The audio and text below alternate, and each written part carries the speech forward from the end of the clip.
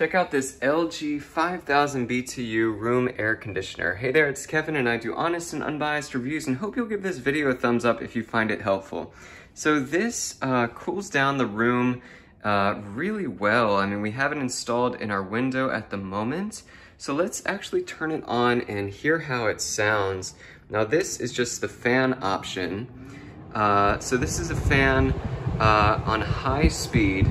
So that's just a very quiet sound. It's almost like white noise. It'll help you go to sleep as well. We can lower the fan to low, and there we have it. You know, it just reduces the amount of noise that's coming through on this air conditioner. Now we can change it to the AC unit, so let's do that. And there we go. So that is a very low cool that's happening. We can also change this up so that we can switch which way the air is blowing through, and it really just keeps the room so cool. Let's turn this even higher. So we're now at a full max almost. Here we go, we'll go full all the way.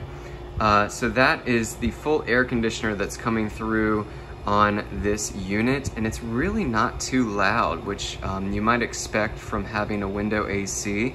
But it just feels really nice to have this in the room and have it, you know, cool down your space if you need it. It just really helps keep everything so cool.